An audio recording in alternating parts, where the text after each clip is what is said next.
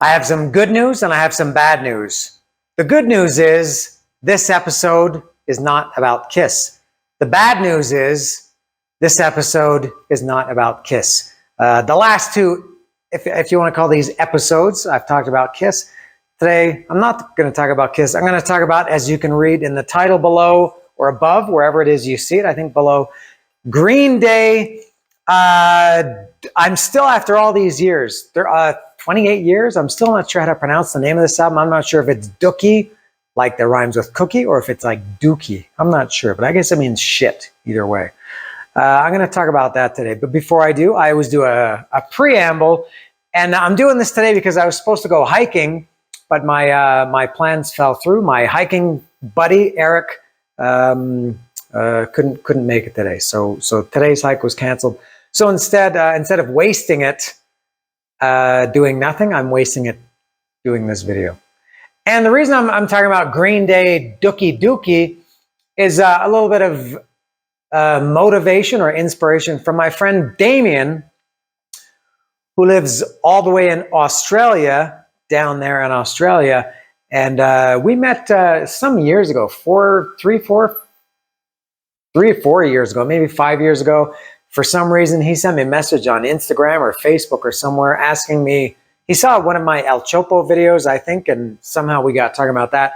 He was coming to Mexico to visit at that time, and we ended up going to El Chopo. We had a good time. I hope he's coming here in 2023, and we'll go to El Chopo again, and we'll do something else.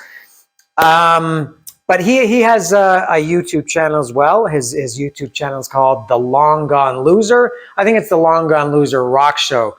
And, this is good. You get inspiration from your friends or other people. And as I said, I've been on a Kiss kick lately, which I guess maybe kind of, brought something up in him. So on his channel, he kind of does something similar from me. Maybe even stole my idea of talking about albums because it's the most original concept ever.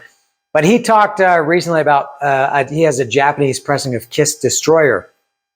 And so he talked about that, and I watched it. And as I watched it, you watch and they play the next video. And the next video in his playlist or in his channel was about, I can't remember. I should have checked this. It was last week I watched it. He was talking about some punk rock singles. And he mentioned, just very casually in passing, mentioned how the bands or the albums, songs, singles, whatever he was talking about were not like big like Green Day in '94. And I thought, hey, Green Day. I haven't really listened to Green Day, especially this album, in a long the fuck time. It's been a long time since I listened to Dookie, the album. Got very tired of it back then, and even years after, because some songs were on the radio all the time. So that woke something up in me, and I listened to Dookie. I've listened to it 3 or 4 times in full in the last week or so. And so that's why that was what prompted me to want to talk about this album, or you would read it this way. I want to talk about this album, Green Day Dookie.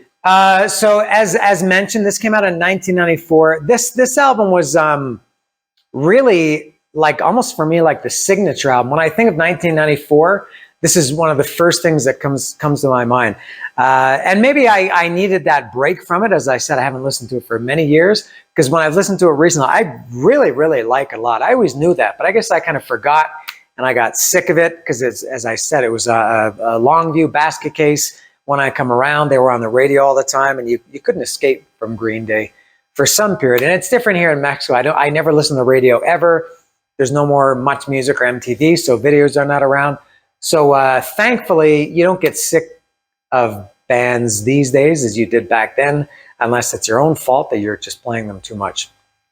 So I revisited this lately, and the thing that I associate most with Green Day is they were really the first band that I listened to, that I was into, that were my age or even younger, not including Death Angel. I started listening to Death Angel when I was 17, and at that time their drummer Andy was 14, and I think a couple of the other guys were around 16 or 17, but that's freakish that these guys were in a band when they were teenagers. So this was for me a time. I was 24 in '94 when this came out, and I think the Green Day guys are a year, maybe 2 or 3 years younger than I am. I'm not sure. So that was one of the first signs of that you start to feel older, when you're older than the bands that you're listening to, which maybe makes you look at them a little bit differently on some kind of level, probably subconsciously. It's not like I listen to them and think these guys are young, I don't like them, but I guess that is what happens. But this album is excellent. I always liked. This was kind of a change in the music scene for me around '94. Metal was, I was still listening to metal, but there wasn't really too much. I think a lot of the bands that I liked before that, from the 70s and 80s, by this point in '94, they were not doing so well. Their music was not, their current music at that time was not so good. Grunge, if you want to call it that, was popular in '94. And this was something a little bit different. And I always liked the energy of it. And really, as far as I'm concerned, this is almost a metal album. I love the guitar tones. The guitar tones on this album are quite heavy. There are no guitar solos, except I think on When I Come Around has, I don't know if you would call it a guitar solo, but it does have something. It does have something beyond the and I really like it. And over the years, Green Day became somewhat of a joke, because there was always this attitude amongst punk rockers and metal fans too, of gatekeeping. I guess now you would call it gatekeeping, that this was not considered real punk rock, that if you listen to this, was like punk rock for kids. And this is not like hardcore punk, like I don't know, Discharge or Exploited or GBH or even Dayglow Abortions or anything like that. But it was punk, if you want to call it pop punk, whatever you want to call it, similar to Goldfinger, who I loved at that time and still do. Goldfinger, Hang Ups, and their self-titled album, and Darren's Coconut Ass, and I love Green Day. Goldfinger, they both start with G. Don't blame me for getting them confused. But excellent. And this, of course, also became one of the biggest selling albums, probably of the 90s for sure. I have no idea if this, it went many times platinum. I don't know if it ever reached diamond status in the United States or not. I wouldn't be surprised if it did, but it was a huge, massive album. And as I said, I think of '94. When I think of '94, I think of this album.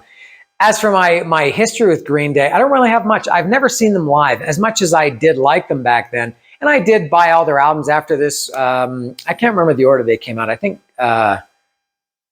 either Nimrod or Insomniac was next, and I bought both of those in whichever order they came out. And then I think Warning was after that, around '99. And American Idiot was 2000 or 2001, 2002. I bought that. I think after that, I didn't buy another Green Day album until the Uno, Dos, Tres albums came out in, when was that? 2012, maybe? So I never did see them live. For whatever reason, I don't know why. I really like them, but I didn't like them enough to go see them live, if that makes sense. I'm not sure. I would see them if they come to Mexico City next year or at any time, as long as it's not at a festival. I will finally go see Green Day. They've had quite a career. I think a lot of people back then thought this is the band that won't be around long. As I mentioned, kind of like they were like considered, I think, kiddie pop punk. It's kind of like, I think every genre of music has something like this. It's kind of like maybe a modern band would be like people saying that Ghost is not really metal, that it's pop masquerading as metal or as black metal. And Green Day was a pop band masquerading as punk. And going back earlier, who would a metal band be like that? Someone like Quiet Riot or Autograph or Cinderella Poison, that they were, glam bands or, pop bands masquerading as metal, maybe something like that. I think a lot of people really turned their nose up at Green Day. But I did like them, and I love this album. Great sounding drums. As I mentioned, the guitar tones is awesome. They're not a metal band, but they could have easily been a metal band. They do have some metallic elements. So that's what I think about Green Day. Not too much to say about that, even though that probably took about 7 or 8 minutes. So just going through this track by track now, and I'll say there are a few songs later on this album that I kind of, well, we'll have to look at the, because the tracks, some of them, how can I explain this? And Pearl Jam, and I'm one of the world's, I don't know, biggest Pearl Jam fans. And it took me a long time to remember their song titles, because they don't always say the name of the title, the song title in the song. And I have that problem with Green Day as well. The first song is Burnout. I declare I don't care no more. I declare I don't care no more. I'm burning up and out and growing bored in my smoked out, boring room. My hair is shagging in my eyes, something like that. Great opening song. Very, very fast, energetic. Very, very good song, Burnout. Not much to say other than that. Having a Blast. This is, I'm not sure if it's my favorite, but I like it a lot. The thing that I really liked about Green Day, that was very unique about them, is their songs were kind of happy sounding. They were, as I said, pop punk, and, you know, they're very catchy. But then they had kind of, not heavy guitars, but kind of crunchy guitars.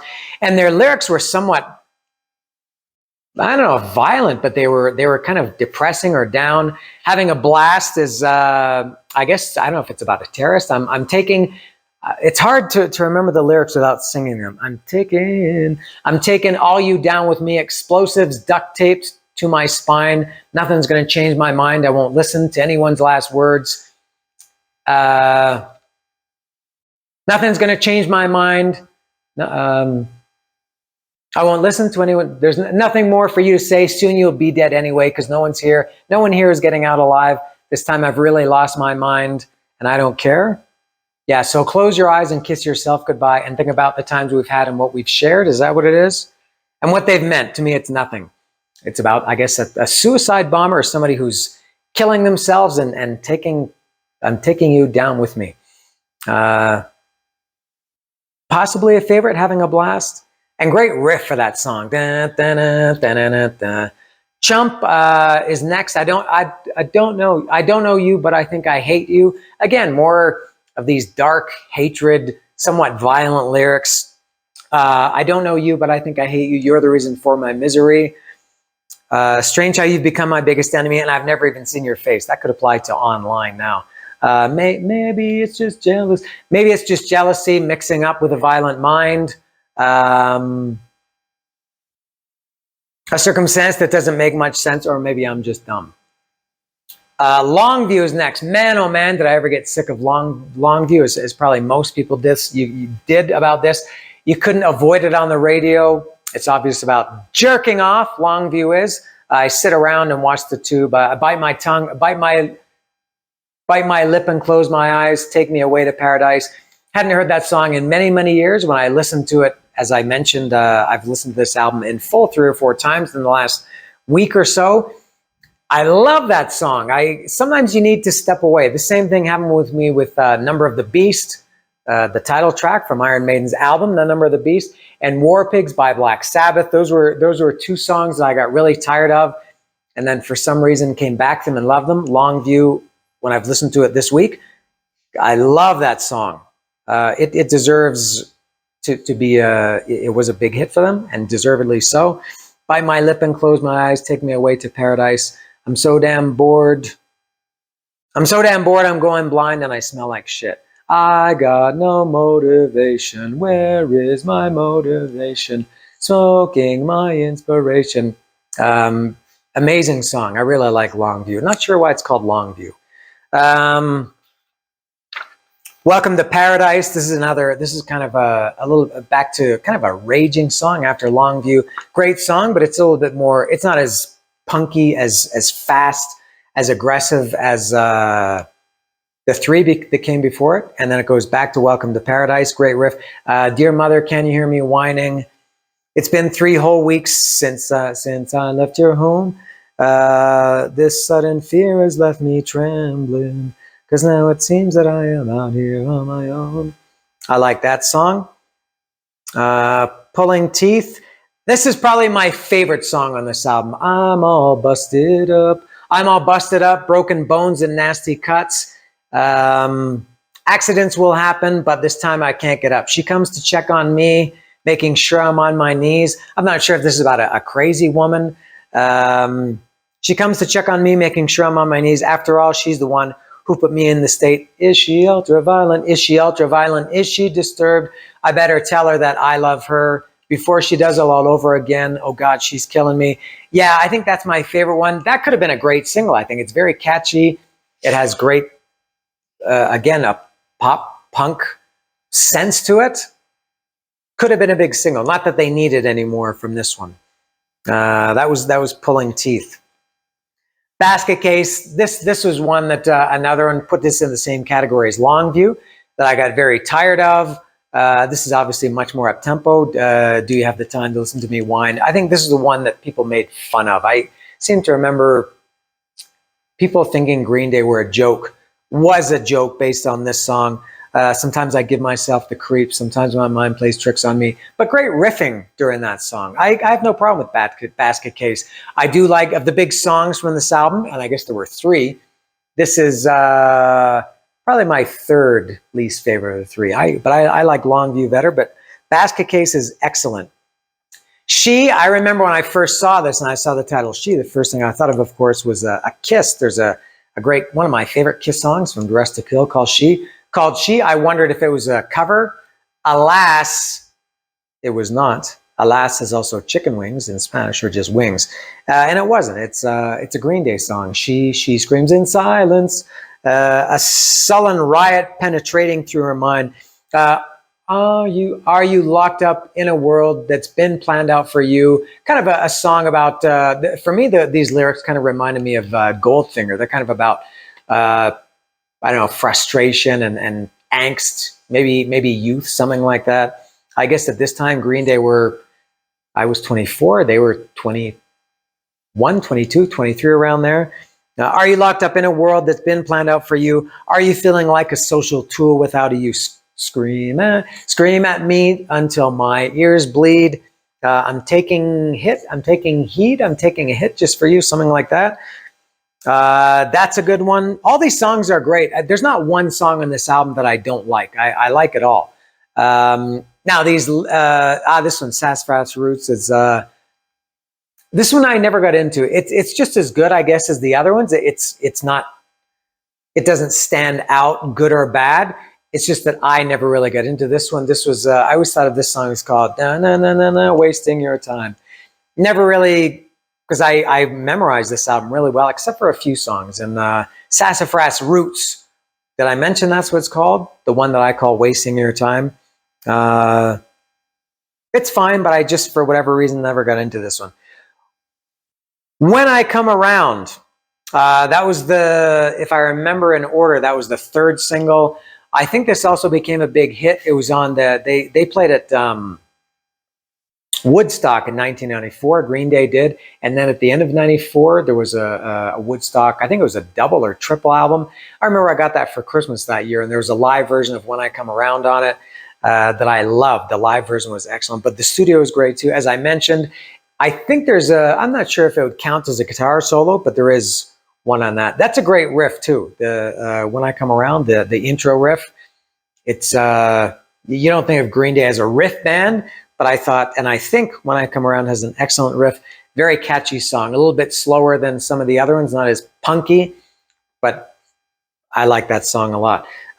Coming Clean, 17 and strung out on, that's horrible singing. 17 and strung out on confusion, terrible singing, as always. That was another one like Sassafras Roots that it fits in the spirit of the album, but I just never got into that one. Same with the next one, Emenius Sleepus. I saw my friend the other day, and I don't know exactly what he became. It goes to show it wasn't that long ago. Does anybody ever say no? Yeah, I like that one too. So far, so good. In the End, how does that one go? This is the 2nd or kind of 3rd last song, because there's a hidden song on this one.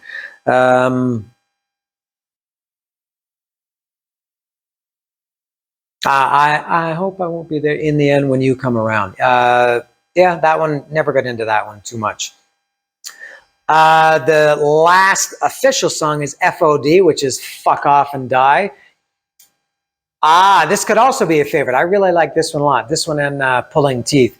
It starts with I don't know why I explain these songs, what they sound like. I think everybody knows that it's acoustic guitar, but this is one of the ones. Often the bands that I like, I listen to rock and metal. They play their songs, and then later at some point they do an acoustic version. This is kind of the opposite. This was an acoustic version. I don't think Green Day ever did a more a proper electric version of it, but it starts with a riff on an acoustic guitar, and even though it's acoustic, it sounds like it could be a Green Day riff. It's fast. The song gets heavier, if you want to call it that. It gets more punky later at the part. Yo, hey, let's look up. Yeah, and then it goes heavy. And this is another one. I lost my train of thought there. That has really kind of depressing lyrics, but it's a very fun sounding song. Let's nuke the bridge we burned 1,000 times before, 2,000 times before. Sorry. This time we'll blast it all to hell. I've had this burning in my guts now for so long. My belly's aching now to say. So he sings that, or they play that acoustically, and then after a minute or a minute and a half, it comes in and they switch to a full band. FOD, Fuck Off and Die, could be a favorite as well. That one and Pulling Teeth. And then there's a hidden track on this one called, it's Trey Cool sings it. What's that song called? All By Myself. It's kind of a goofy song. This was in the age when CDs were still relatively new, and bands used to put kind of these hidden songs that they weren't listed on here. But if you put your CD in the tray, it would show that it had 15 songs. When you looked on here, it had 14. And that was because it had a hidden track that was part of Fuck Off and Die. And it's Trey Cool just singing this kind of goofy, childlike song called All By Myself. I was all by myself. And it's okay, I guess. Probably a good idea to hide that one. It doesn't really fit well on this album. So that was it. I tried my best to talk about Dookie or Dookie. I can't, and as much as I like it, I can't summon the same feeling for Green Day as I can for Kiss and Motorhead and Iron Maiden and Slayer. It's a strange phenomenon. I think age had something to do with it. As I said, you have a different attitude or feeling when you hear a band or an album. And I'd never heard of Green Day before. I know that the cool people will say, yeah, I knew Green Day before '94, before Dookie came out, because they did have, I don't know if it was 2 albums, and they had Kerplunk, and they re-released it after this became big, and I did go back and get that. Never got into it at all. As I mentioned, I like the stuff that came after this. They had like 3 EPs and they put them into one. It was Kerplunk, something about Smoothed Out Slappy Hours or something like that. Never get into that. And I think the people that were into that were the ones that were disowning, that were gatekeeping Green Day before that. I wasn't cool enough to be a punk guy or a punk kid to listen to Green Day before 1984. And when I bought that album, I was kind of disappointed. They're pre-Dookie. So for me, this is, and still for me, probably my favorite Green Day album. And I know that's not cool to say, but hey, that's the way it is. I would like to see them. At this point in my life, they've been around for a long time, and I've reached the point where I want to see some of these bands that I missed back then at the time. So that's all for Green Day Dookie. Thank you as always for watching. And what do I say to wrap it up? See you next time. I already said thanks for watching. Is there anything else I can say? Oh, I know what I can say. Maybe I can just do